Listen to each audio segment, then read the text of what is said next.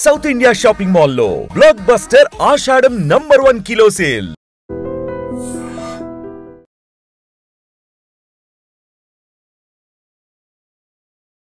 మీ పేరు నేను చాలా రోజుల నుంచి వింటూ ఉన్నా కానీ మీరు ఎక్కువగా ఇంటర్వ్యూస్ ఇవ్వకపోవడానికి రీజన్ ఏంటి? ఇంటర్వ్యూ చూస్తారేమో టైంపాస్కి చూస్తున్నాడు. అరే ఈడు ఏం పీకేడని ఈడు ఇంటర్వ్యూ ఇస్తున్నాడు రా భయ్. మంచి బ్రాండ్.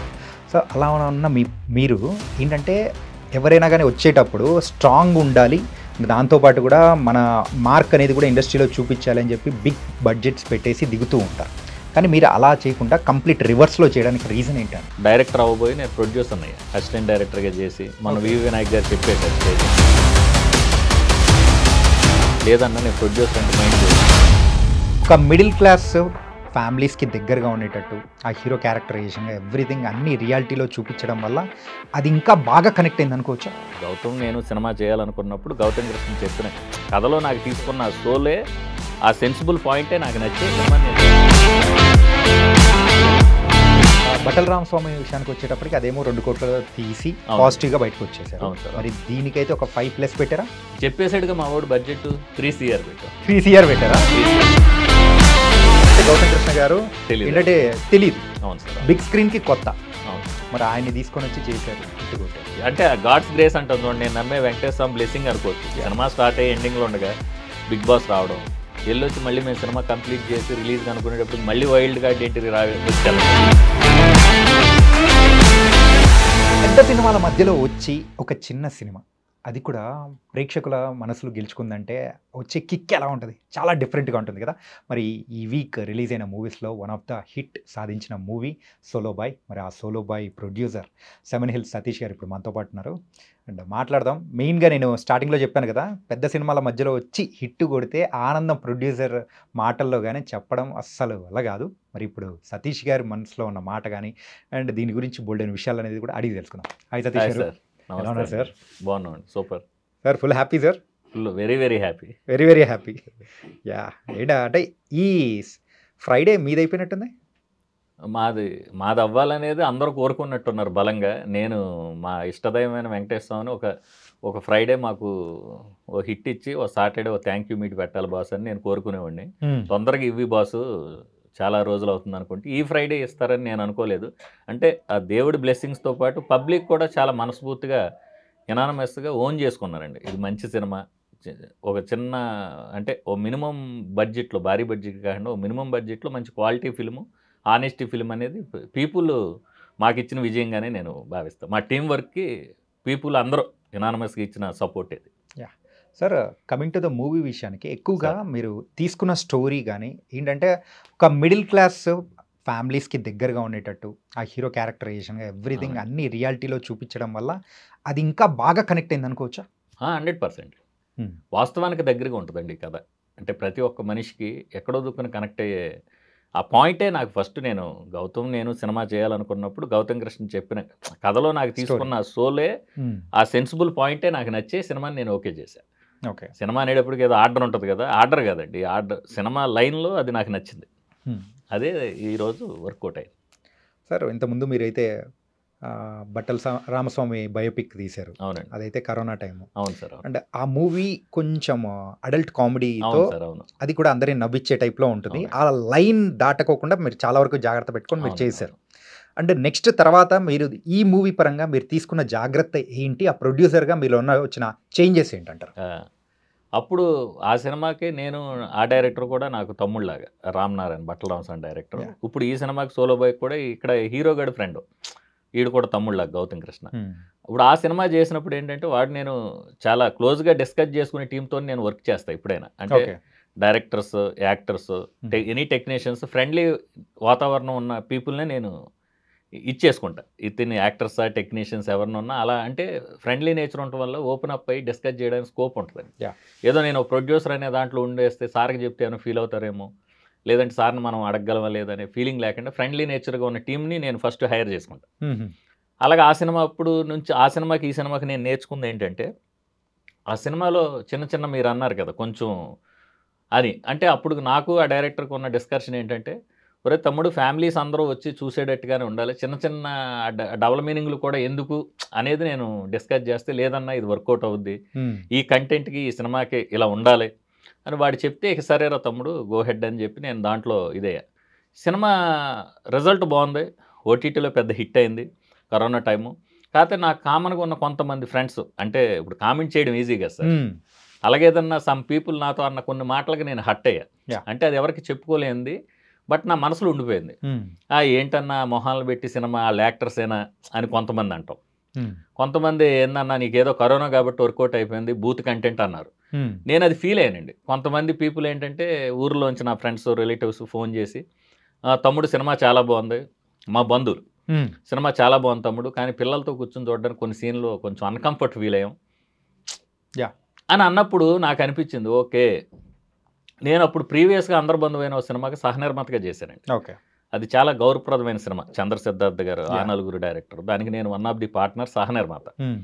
ఆ సినిమా అప్పుడు నంది అవార్డ్స్ వచ్చి నేను చాలామంది అప్రిషియేట్ చేశారు, భయ్య నువ్వు మంచి సినిమాకి కో ప్రొడ్యూసర్గా ఉన్నావు, ఇట్స్ వెరీ సెన్సిబుల్ సినిమా, రెస్పెక్టబుల్గా ఉంది ఆ సినిమా అన్నప్పుడు నాకు కలిగింది ఆ ఫీలింగు.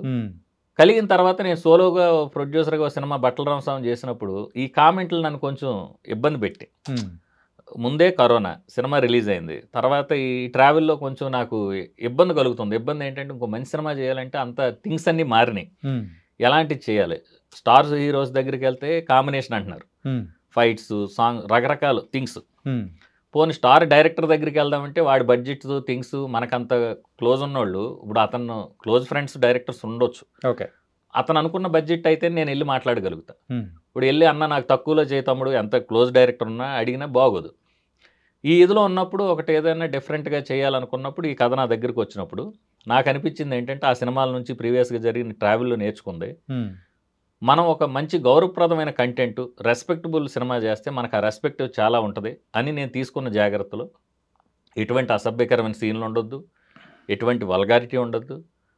ప్రతి వాళ్ళు ఇప్పుడు మాకు ఇది U/A 7+ ఇచ్చారు sir, that is the achievement. అంటే 7+ అనేది ఆ U/A ఇవ్వడానికి కూడా కొన్ని ఏదో సాంగ్లో మా వాడు సిగరెట్ కాల్చినట్టు ఏదో బీర్ తాగినట్టు కొన్ని సాంగ్ పర్పస్ కాబట్టి వాళ్ళు తప్పక అది U/A ఇవ్వాల్సి వచ్చింది. కానీ క్లీన్ యూ సినిమా ఆ రెస్పెక్టబుల్గా చేశాం కాబట్టి జనాలందరూ ఇదేయారు. అప్పుడు నేను అనుకుంది ఏంటంటే, ఆ సినిమాకి ఇలా జరిగింది కాబట్టి క్వాలిటీ పరంగా, మేకింగ్ పరంగా, టెక్నికల్గా యాక్టర్స్, అందమైన ఇద్దరు బ్యూటిఫుల్ హీరోయిన్స్, మంచి లిరిసిస్టులు, మంచి సింగర్స్, మంచి ఎడిటరు, మంచి DOP, మంచి యాక్టరు, మంచి స్క్రిప్టు, మంచి డైలాగ్స్, ఇలాగా ప్రతి దాని మీద నేను ఫుల్ ఫ్లెజ్గా ఇన్వాల్వ్ అయ్యి ఒక అసిస్టెంట్ డైరెక్టర్ లాగానే, యాజ్ ఏ ప్రొడ్యూసర్గా కాకుండా నేను కూడా ఒక డైరెక్షన్ డిపార్ట్మెంట్ పర్సనా, లేదంటే నేనే డైరెక్టర్ అయితే ఎలా ఆలోచిస్తాను అనే దాంట్లో ఈ సినిమాలో మ్యాక్సిమం మొత్తం 100కి 100% నేను ఇన్వాల్వ్ అయ్యి దీన్ని ది బెస్ట్గా చేశానండి. మా డైరెక్టర్ సహాయ సహకారాలు అవ్వచ్చు, మా హీరో గడ్ సపోర్ట్ అవ్వచ్చు, మా టెక్నికల్ టీమ్ 24 క్రాఫ్ట్స్లో ఈచ్ అండ్ ఎవ్రీ పర్సన్ కూడా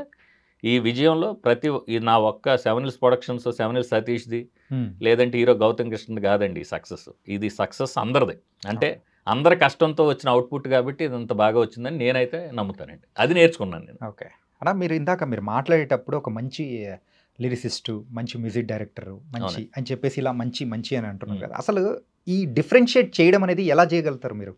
ఎందుకంటే మీరు మెయిన్గా నిర్మాతగా వ్యవహరిస్తూ, సహనిర్మాతగా వ్యవహరిస్తూ ఇట్లా వచ్చిన పర్సన్, సో ఇలా డిఫరెన్షియేట్ చేసుకోవడంలో ఎలాంటి కసరత్తు అనేది చేస్తారు మీరు? మంచి మీన్స్ అంటేనండి, ఇప్పుడు సినిమా అనేటప్పటికి ఒక కాంబినేషన్గా కొన్ని చూస్తారండి.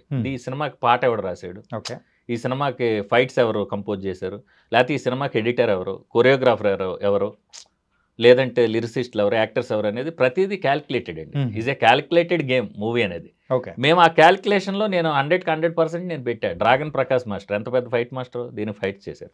ఆటా సందీప్ మాస్టర్ ఎంత మంచి కొరియోగ్రాఫర్, ఆయన చేశాడు. లిరిసిస్టులు కాసర్ల శ్యామ్ గారు, కళ్యాణ్ చక్రవర్తి, పూర్ణాచార, చైతన్య ప్రసాద్ గారు ఎంత మంచి లిరిసిస్టులు. మంచి అంటే నేను అన్నది ఏంటంటే ఆల్రెడీ ఐడెంటిఫికేషన్ ఉన్న పర్సన్స్, దాని మీనింగ్. మంచి చెడు అంటే టాలెంట్ లేనోడు అంటే ఎవరికి అన్నోన్ పర్సన్ కూడా అద్భుతంగా రాసివ్వచ్చు, అన్నోన్ పర్సన్ కూడా అద్భుతంగా యాక్ట్ చేయొచ్చు. వాళ్ళ వెలుగులోకి వచ్చినప్పుడే కదా మంచి అనగలుగుతాం. అంటే తెలిసిన వ్యక్తులు నేను అన్నదే మంచి అంటే. అయినా కానీ మీరు అన్నోన్ పర్సన్గా ఉన్న ఒక పర్సన్కి హీరో అనేది మీరైతే ఇచ్చి మరి నిలబెట్టారుగా.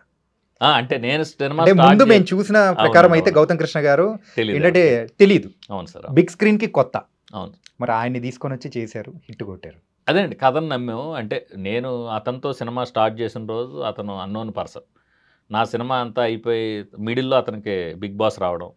2 టైమ్స్ ఎళ్లి రావడం. అతనికి కూడా కొంత అది అంటే గాడ్స్ గ్రేస్ అంటాం చూడండి. నేను నమ్మే వెంకటేశ్వర స్వామి బ్లెస్సింగ్ అనుకోవచ్చు. సినిమా స్టార్ట్ అయ్యి ఎండింగ్‌లో ఉండగా 'బిగ్ బాస్' రావడం. ఎళ్ళొచ్చి మళ్ళీ మేము సినిమా కంప్లీట్ చేసి రిలీజ్‌గా అనుకునేటప్పటికి మళ్ళీ వైల్డ్ కార్డ్ ఎంట్రీ వచ్చి ఎళ్ళటం. దానివల్ల అతనికి కూడా ఐడెంటిఫికేషన్ వచ్చిందండి. ఈ సినిమా ఇప్పుడు ఇంత ఇనానమస్ రిపోర్ట్ రావడం వల్ల నాకు రావాల్సిన ఐడెంటిఫికేషన్ నాకొచ్చింది. ప్రొడక్షన్ హౌస్‌కి గాని, ప్రొడ్యూసర్‌గా గాని. మా టీమ్ అందరికి కూడా మంచి జరిగిందండి ఈ సినిమా. అంటే మా కష్టానికి తగ్గ ప్రతిఫలం. ఈ 'బిగ్ బాస్' ఎళ్ళొచ్చిన తర్వాత దానికోసం ఏమన్నా రిలీజ్ ఏమన్నా లేట్ చేశారా? లేకపోతే ఎలా? అయిందండి. దానివల్ల మధ్యలో 3 మంత్స్ డిలే అయిందిగా నాకు. యాక్చువల్‌గా ఇది ఫిబ్రవరిలోనే రావాల్సిన సినిమా కదా! జులైకి వచ్చిందంటే ఫిబ్రవరి, మార్చ్‌లో అది అనుకుని అంతా ఫస్ట్ సాంగ్ చేసిన తర్వాత వైల్డ్ కార్డ్ ఎంట్రీ వస్తే నేనేమనుకున్నానంటే వైల్డ్ కార్డ్ అంటే ఎళ్ళొచ్చేస్తారులే 1 వీక్ 2 వీక్స్ ఆడు వెళ్ళిపోయి రన్నర్ అప్ అయ్యి వచ్చాడండి. 3 మంత్స్ ఉండిపోయాడు. అది ఎవరు ఎక్స్‌పెక్ట్ చేయలేదు. విన్నర్ ఏంటంటే అనుకున్నాం. ముందు సీజన్‌లో ఉన్న కసి దీంట్లో కంప్లీట్‌గా అవునండి. ఎగ్జిక్యూట్ చేశాడు. అది మనకు వర్కౌట్ అయినట్టేలేండి. ఎందుకంటే 'బిగ్ బాస్'లోకి ఎళ్ళొచ్చిన యాక్టర్స్ అందరూ సినిమాలు చేశారు గానీ ఎవరికి కూడా ఇంత అప్లాజ్ రాలేదు. నేను గాని గౌతమ్ గాని దాన్ని బ్రేక్ చేసామని కూడా నేను హ్యాపీగా ఫీల్ అవుతా. అంటే మేము గొప్పోళ్ళమని చెప్పం గానీ దేవుడు మాకు అవకాశం ఇచ్చినట్టు. అంటే ఇంకా కొత్తోళ్ళు వచ్చి ఏదన్నా ఒకటి కొత్తది చేయాలి, ఒక అటెంప్ట్ చేయాలంటే ఇది కొంచెం బూస్టే. ఒక ధైర్యమే కదండి. అంటే మనల్ని తీసుకుంటారు. ఆయన అప్పుడు కొత్తోళ్ళని పెట్టి కరోనాలో బట్టల రామస్వామి చేసి కొట్టాడు. ఇదిగో ఇప్పుడు 'బిగ్ బాస్' వాళ్ళని పెట్టి కొట్టాడు సెవెనిల్ సతీష్ గారు. అనే దాంతో కొంతమంది అయినా ఎక్స్పెరిమెంట్లు చేసి నిజంగా వాళ్ళు మంచి కంటెంట్‌తో వచ్చి వాళ్ళు కూడా కొట్టారు అనుకోండి హ్యాపీ. దీన్ని ఏదో తీసుకొని డిస్టర్బ్ అయితే మళ్ళీ అది బాధాకరం గానీ వాళ్ళ డిఫరెంట్ అనేది. అంటే బట్టల రామస్వామి విషయానికి వచ్చేటప్పటికి అదేమో 2 కోట్లలో తీసి అవునండి. పాజిటివ్‌గా బయటకు వచ్చేసారు. అవును సార్. మరి దీనికైతే ఒక 5+ పెట్టారా? చెప్పేసాడుగా మా వాడు బడ్జెట్ 3 CR పెట్టాం. 3 CR పెట్టారా? 3 CR సో కంపేర్ చేసుకున్నా కానీ కొంచెం ఎక్కువే. ఎక్కువే పెట్టాం. 3 CR అంటే ఇది 5 CR తక్కువే. వేరే ఎవరు చేసినా 5 CR తక్కువలో చేయలేరు. అందరూ టెక్నీషియన్స్, యాక్టర్స్ అందరూ కూడా నాకున్న ఫ్రెండ్‌షిప్‌లో అందరూ అంటే రీజనబుల్‌గా రెమ్యునరేషన్‌లు తీసుకొని మీరు ప్రాఫిట్స్ వచ్చాక మమ్మల్ని చూసుకుంటారు సార్ అని అలా సపోర్ట్‌గా చేసిందరు కాబట్టి ఇది మాకు ఆ బడ్జెట్‌లో అయింది. సో పాజిటివ్‌లోకి వచ్చారనమాట. అంటే తర్వాత రాబోయే దానికి విషయానికి వచ్చేటప్పటికి ఈ బడ్జెట్ స్కేల్ అనేది పెరుగుతుందా? పెరుగుతుంది కదండి డెఫినెట్‌గా. అంటే కథ డిమాండ్ బట్టండి. అంటే నేను నెక్స్ట్ చేయబోయే సినిమా దీనికన్నా కొంచెం అంటే కంటెంట్‌లో కొంచెం అలా ఉంటుంది. కొంచెం పెరుగుద్ది కొంచెం. అంటే ఆల్రెడీ మీరైతే రియల్ ఎస్టేట్ విషయంలో ఆల్రెడీ ఆర్ వెల్ నోన్. ఒక మంచి బ్రాండ్. సో అలా ఉన్న మీరు ఏంటంటే ఎవరైనా కానీ వచ్చేటప్పుడు స్ట్రాంగ్ ఉండాలి. దాంతోపాటు కూడా మన మార్క్ అనేది కూడా ఇండస్ట్రీలో చూపించాలి అని చెప్పి బిగ్ బడ్జెట్స్ పెట్టేసి దిగుతూ ఉంటారు. కానీ మీరు అలా చేయకుండా కంప్లీట్ రివర్స్‌లో చేయడానికి రీజన్ ఏంటంటే సార్? అంటే సార్ నేను సినిమా అనేదాన్ని నేనంటే నాకు ఉన్న ప్యాషన్ అండి. నాకు ప్యాషను, ఇష్టం. నేను ఫస్ట్ ఈ ఫీల్డ్‌లోకి వచ్చింది సినిమా ఫీల్డ్‌లోకి డైరెక్టర్ అవ్వబోయి నేను ప్రొడ్యూసర్ అయ్యా. అసిస్టెంట్ డైరెక్టర్‌గా చేసి మన వివి వినాయక్ గారు చెప్పేశారు స్టేజ్ మీద. నేనేదో సినిమాలు చేశానన్నా మీరు చూడండి అంటే ఏంటి డైరెక్టర్‌గా చేసావా హ్యాపీ అని కౌగిలించుకున్నాడు. లేదన్నా నేను ప్రొడ్యూసర్ అంటే మైండ్ పోయింది ఆయనకి. ఇంకేంటి ఇంకా డైరెక్టర్ అవ్వలేదా నువ్వు అని. అప్పుడు నేను ఆ టైంలో చేసినప్పుడు అండి ఫైనాన్షియల్ ఇవన్నీ చూసిన తర్వాత నేను బిజినెస్లోకి వచ్చి బిజినెస్లో దేవుడి దయ వల్ల సెట్ అయ్యి మంచి గుడ్ విల్ ఓ స్టేజ్కి వచ్చాం. తర్వాత నాకున్న సినిమా ప్యాషను అనేది పోదండి. సినిమా అనేది ఒకసారి బ్లడ్లోకి వచ్చాక దాన్ని మనం వదులుదామన్నా అది వదలదు. మనం పడుకున్న గుర్తు చేస్తుంటుంది అరే నువ్వు సినిమా మనిషివని. నేను మళ్ళీ సినిమాలోకి వచ్చా. సినిమాలోకి వచ్చాక నేను నేర్చుకుంది ఏంటంటే ఒక సినిమా మనం చేసేటప్పుడు ఏంటంటే డబ్బు ఉంది కదా నువ్వు అడావిడి చేసేసే కన్నా ఒక సినిమా చేసినప్పుడు మనకి ఇప్పుడు 2 వీలర్ వచ్చి మనకి డాష్ ఇచ్చింది సార్. లేదంటే ఒక కార్ వచ్చి మనల్ని ఇలా అనుకోకుండా కావాల్సిన యాక్సిడెంట్ కాదు తగిలింది. మనం కింద పడ్డాం లేచి దులుపుకుని వెళ్ళిపోయేటట్టు ఉండాలి. చెయ్యి ఇరిగిపోయింది, కాలు ఇరిగిపోయింది, హాస్పిటలైజ్ చేయడం అనేటట్టుగా సినిమా చేయకూడదు అనేది నా ఇది.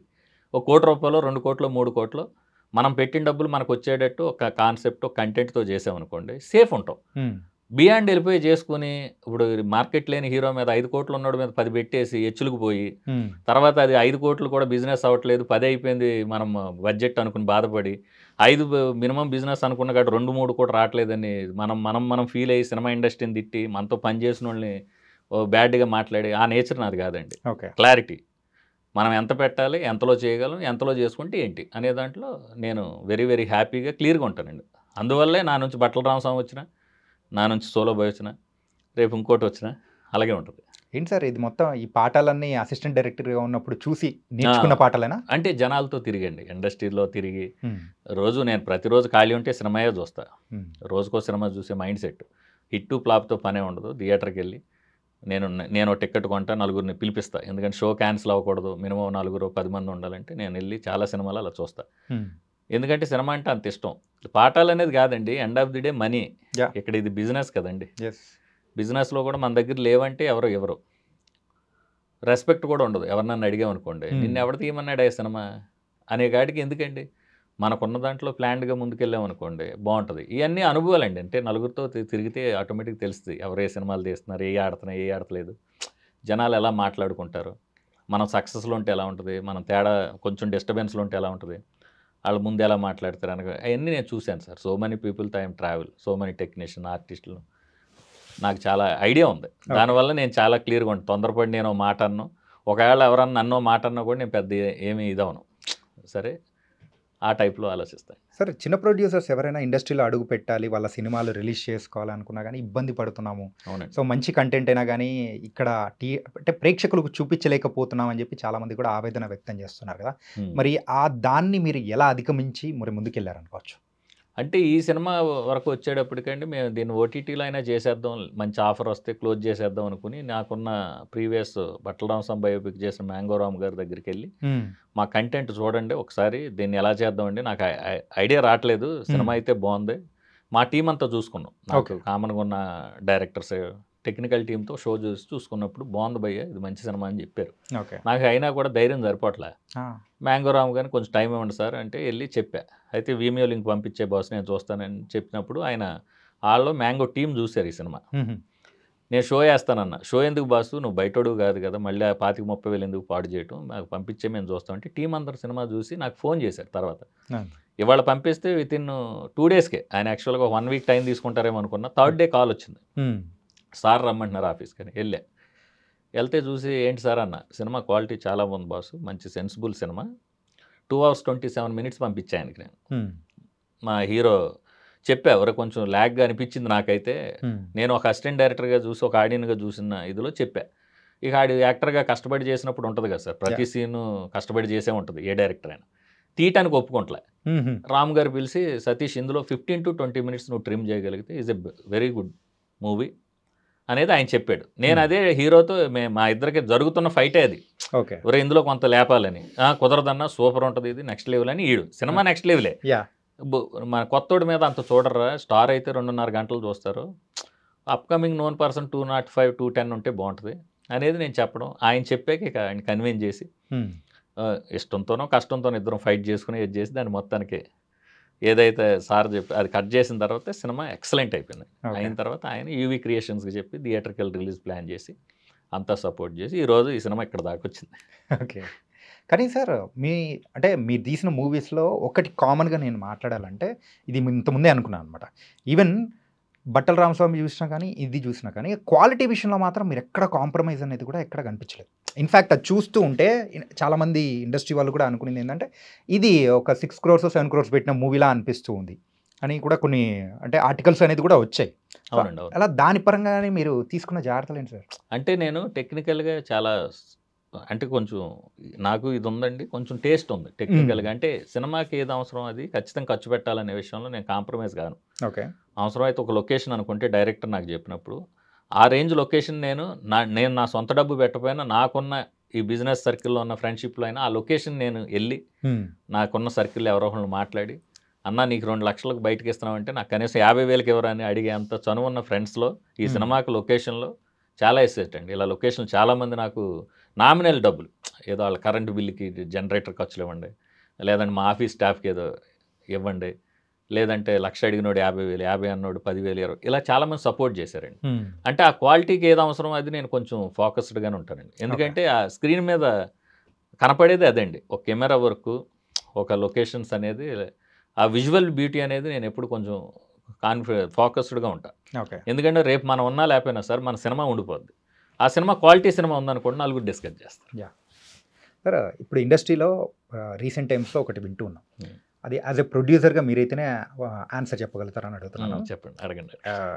ఏంటంటే ఒక పబ్లిక్ లిమిటెడ్ కంపెనీని సో స్టాక్స్లో లిస్టెడ్ చేస్తే ఎలా అయితే ఉంటుందో ఇలా మూవీ ఇండస్ట్రీ కూడా సో అలా లిస్ట్ చేస్తే అలా అంటే ప్రజలు కూడా ఒక వన్ ఆఫ్ ద ప్రొడ్యూసర్లు అవుతారు కదా, నష్టాలు వచ్చినా లాభాలు వచ్చినా వాళ్ళకి కొంచెం ఇచ్చి ప్రొడ్యూసర్ ఇంత తీసుకోవచ్చు కదా అని చెప్పేసి రీసెంట్గా ఒక ప్రొడ్యూసర్ కూడా అన్నారు. ఇది ప్రాక్టికల్గా అంటే పాసిబుల్ అవుతుంది సార్? జరగవండి అవన్నీ. మాట్లాడడానికి కూడా 100 మాట్లాడుకుంటాం సార్. ఇప్పుడు కూడా ఓటీటీలో ఇన్ని రోజులైతేనే సినిమా వస్తే బాగుంటుంది, థియేటర్కల్ తర్వాత టైం టేకింగ్ అన్నారు. అది జరుగుతుందండి? లేదు. రీ రిలీజ్ సినిమాలు ఫ్రైడే రిలీజ్ చేయకూడదు, వీకెండ్స్లో కాదు వీక్ డేస్లో చేయాలంటున్నారు. అది జరుగుతుందండి? చెప్పుకోవడానికి 100 చెప్తారు సార్. ఏదో మైకులు పెట్టినప్పుడు కెమెరా ముందు చాలామంది మాట్లాడతారు, నాట్ ఓన్లీ యాక్టర్సా, ప్రొడ్యూసర్సా, డైరెక్టర్స్ అనేది. ప్రాక్టికల్గా వచ్చేటప్పటికి జనాలకి మనం ఎంత చేసినా ఒక దానికి అలవాటు పడిపోయి ఒక ఫ్లోలో ఉన్నోళ్ళు దాన్ని మనం మార్చలేమండి. అంటే ఎనానమస్ చేంజెస్ ఏమన్నా వస్తే తప్పితే, ఆ రేంజ్ జరిగితే తప్పితే మార్పు అనేది రాదు. చెప్తారండి ప్రొడ్యూసర్. ఇప్పుడు కామన్ మ్యాన్ వచ్చి సినిమా అంటేనే ఇష్టం లేనివాడు సినిమా గురించి సినిమాలు చూడనోళ్ళు ఉన్నారండి. ఇంకా వాడుకున్న ప్రెజర్లో ఎప్పుడో సరదా టీవీలో చూసేవాడు తప్పితే థియేటర్కి వెళ్ళిన వాళ్ళు కూడా ఉన్నారు సార్. అలాంటి వాడిని మనం ప్రొడ్యూసర్గా పార్ట్నర్ అవ్వంటే ఎందుకు అవుతాడు? మల్టీనేషనల్గా లేదంటే ప్రైవేట్ లిమిటెడ్ చేయాలి ఎందుకు ఒప్పుకుంటారు సార్? నీ కష్టంతో మీరు వచ్చారు సార్, మీ డబ్బులు తీసుకొచ్చి సినిమాలు పెడతారు మీరు? మీకు అవగాహన ఉండాలి ఫస్ట్. సినిమా మీద ఇష్టం ఉండాలి, సినిమా మీద అవగాహన ఉండాలి. ఎనీ బిజినెస్ అవగాహన లేనివాడికి మనం ఏం చెప్పినా వినటం వరకే. అది దాన్ని మెటీరియలైజ్ చేయడం ఈజ్ చాలా కష్టం అండి. నేను అది చెప్తా. అయితే ప్రాక్టికల్గా అయితే అది అంత ఈజీ కాదు సార్. ఎందుకు పెడతారు సార్? ఒక ఇన్సూరెన్స్ పాలసీ చేయమంటేనే నువ్వు అది లైఫ్ ఇన్సూరెన్స్ జెన్యున్గా ఉన్న దాని మీద నువ్వు పెట్టమంటే నువ్వు పెట్టవు బాసు, నా దగ్గర డబ్బులు లేవు తర్వాత చూద్దాంలే అంటావు. నీ సినిమాలోకి వచ్చి గ్యారంటీ లేని ఫీల్డ్ ఎందుకు పెడతారండి? సినిమా మీద ఎంత అభిరుచి ఉండాలి, సినిమా అంటే పిచ్చి ఉండాలండి. సినిమాని నమ్మగలిగేవాడు అయితేనే ₹1 పెడతాడు, లేదంటే ఆడికి ఖాళీ లేకపోతే ఆడు బిజీగా ఉంటే సినిమాకి వచ్చి చూడరండి. 150-200 టికెట్ తీసుకుని సినిమా చూడన్నాడు సినిమాలో భాగం అవ్వాలంటే ఎందుకు అవుతాడు? అది జరగదండి. అంటే అంత ఈజీ కాదు. మేబీ జరిగితే హ్యాపీ. నేను కూడా ఐఎమ్ ఆల్సో ప్రొడ్యూసర్గా హ్యాపీ. ఎవరో ప్రొడ్యూసర్ అంటున్నారు కాబట్టి హ్యాపీ. అంత ఈజీ కాదు. Okay sir. ఇప్పుడు ప్రజెంట్ ఇండస్ట్రీ బతకాలంటే చిన్న సినిమాలు ఉండడం అనేది కూడా వెరీ ఇంపార్టెంట్ అని 100% అంటూ ఉంటారు. మరి ఈ చిన్న సినిమాలు ఇలా ఏంటంటే నష్టాలు వస్తూ ఇట్లా దొరక్కపోకుండా ఉంటే సో ఎంతవరకు సర్వైవ్ అవ్వగలుగుతారు? తీసేవాళ్ళు కూడా తగ్గుతూ వెళ్తూ ఉంటారు కదా. అంటే చిన్న సినిమా బతకట్లేదు అనేది డిస్కషన్ అండి. అంటే నేనేమంటానంటే ఒక మంచి కంటెంట్ కనుక చేయగలిగితే చిన్న సినిమాలో ఆ బడ్జెట్, ఆ క్వాలిటీ, ఆ కంటెంట్, ది బెస్ట్ అవుట్పుట్ ఇవ్వగలిగితే, ఆ ఇచ్చిన అవుట్పుట్కి ఎవరైనా ఒక మంచి వ్యక్తి బ్యాక్ ఎండ్లో ఉండగలిగితే చిన్న సినిమా కింగ్ అండి. చిన్న సినిమా తర్వాతే పెద్ద సినిమా. సార్ పెద్ద సినిమాకైనా చిన్న సినిమాకైనా అయ్యే క్యారవాన్లు, అయ్యే లైట్లు, అదే ఎక్విప్మెంట్, అదే ఆర్టిస్టులు, అయ్యే బత్తాలు సార్.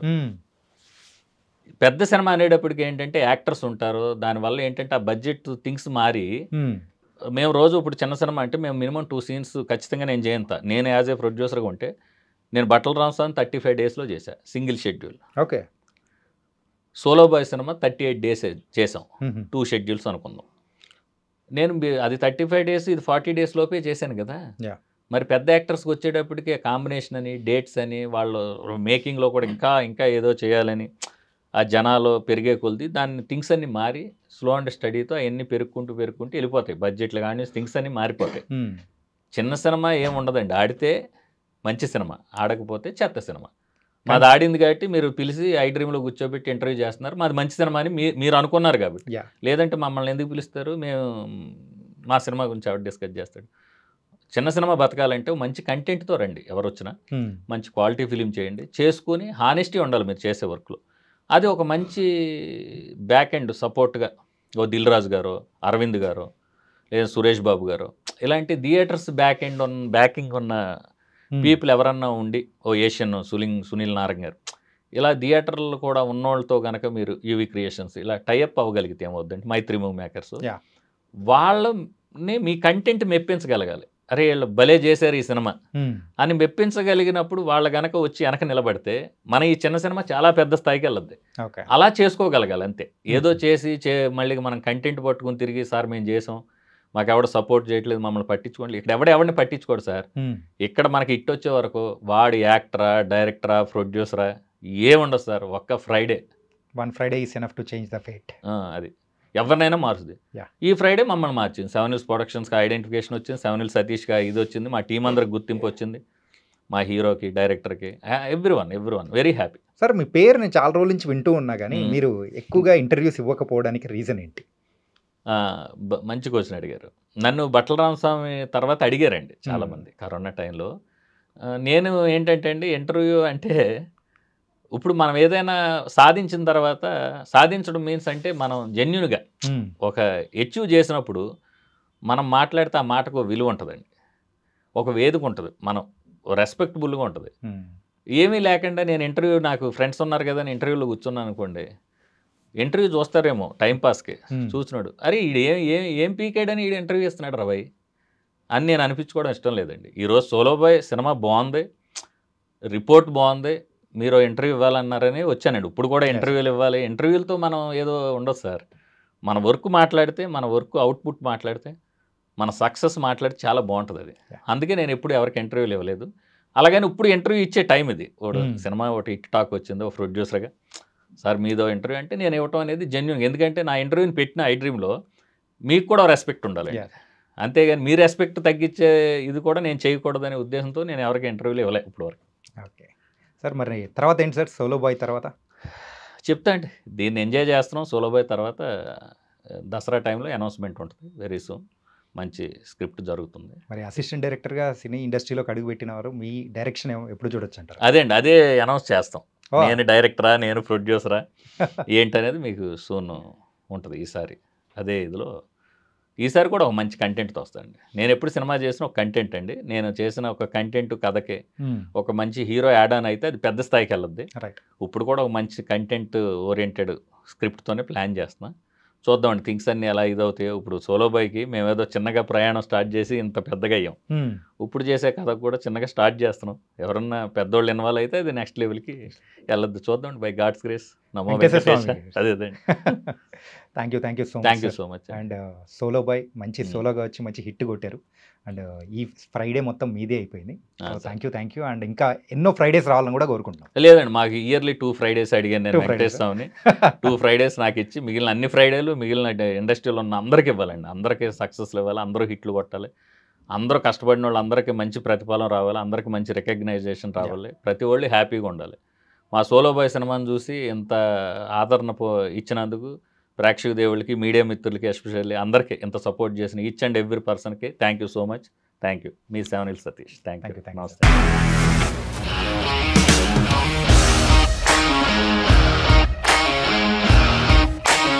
ఇండస్ట్రీలో కమిట్మెంట్ ఇష్యూస్ వస్తే నీకు కూడా వచ్చినట్టు? మార్నింగ్ తీసుకెళ్ళాలంటే కొట్టి పడేసాడు.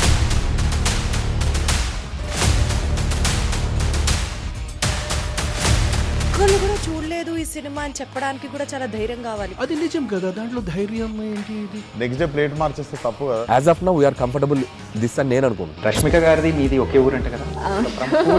మీకు కోపం వచ్చిందంటే బాగా తిట్టేత్తరా? తిట్టేద్దామండి. నిజంగా గేమ్ ని ఎలా చేంజ్ చేయగలిగారు? ఏపీఎస్ఎఫ్సి వాళ్ళకి 6 నెలల్లో నేను 6 లక్షలు కట్టా. బిజినెస్ చేయాలనుకుంటే it is as difficult as riding a tiger.